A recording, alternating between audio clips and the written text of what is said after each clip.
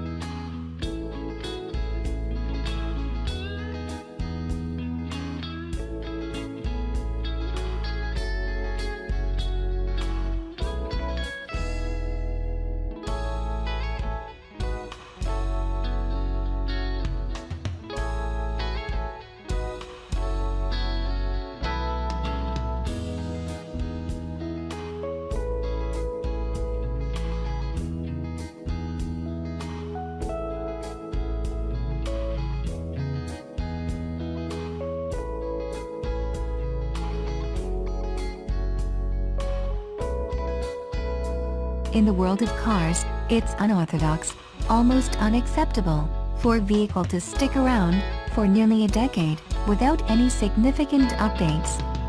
Sure, a couple of facelifts and some neat new features parsed out over the years keep things fresh and interesting, but it's also a wonderfully effective way to make a car feel real old, real tired, real quick. Naturally, there are exceptions to the rule. Witness the Nissan 370Z. It's been about 9 years since the 370Z first landed as a new car for the 2009 model year, hardly a drop in the bucket considering the rich lineage, but an eternity by all other accounts. Whichever rivals the Z has left, they've become either lighter or heavier, cheaper or more expensive. Turbocharged, direct injected, more technologically advanced, friendlier to drive. The Z has stayed the course and it's graying at the temples. Its forehead more wrinkled and hands more weathered than you remember. But slipping into the part leather, part Alcantara cabin of the full Zoot 370Z Nismo, suddenly none of that matters. Scoffing at the idea of turbochargers and direct injection, the badge on the back directly correlates to the engine size. Power comes from a normally aspirated 3.7-liter V6 engine. Base and mid-range models pump out a respectable 332 horsepower and 270 pounds-ft of torque, while in Nismo flavor, that's cranked up to 350 horsepower and 276 pounds-ft. Nissan and Infiniti, faithful know this engine well. Part of the VQ family, it wakes up with a mischievous purr at the poke of the starter button. Peg the throttle and, while not as silky as some other 6-cylinder coupes out there, the BMW M240i comes to mind. The Z awakens with a guttural howl past 4,000 RPMs. Suffice it to say, the Z is still equal parts bark and bite, even if that bite isn't as strong as it used to be. Still, driving a Z is refreshing. It's not for everyone, but there's a pleasant weight and mechanical feel to the Z that you'd be hard-pressed to find anywhere else these days. The steering is heavy and communicative, and because it's a hydraulic setup, there aren't any buttons to adjust how much effort it takes to turn the wheel. The shifter, though not as buttery smooth as a Mazda MX-5 Miata, is pleasantly notchy and easily manipulated.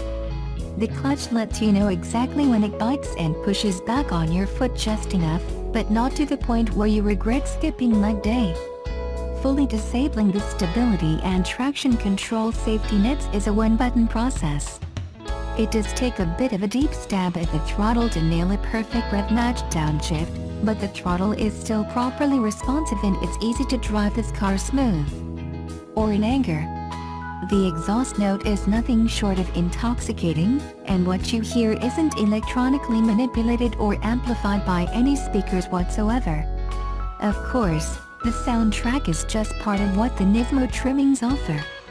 It's a fairly complete package. You get a few mechanical bits, including the aforementioned power bump and exhaust system, plus beefed-up brakes peeking through a set of lovely 19-inch split 5-spoke alloy wheels and Dunlop summer rubber, and a laundry list of chassis tweaks, including upgraded springs and dampers, and more bracing.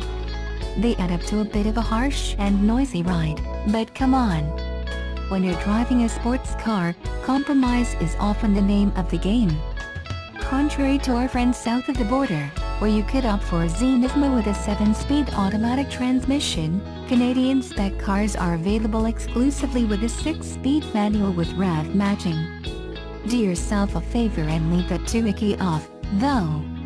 You also get a few showy bits, including a body kit, not as shouty as you'd think, and the ducktail style spoiler is reminiscent of a Porsche 911 Carrera RS 2.7, and a few neat touches inside, like a red stripe atop the steering wheel and a pair of lovely, but manually adjustable and non-heated, Recaro seats, among others.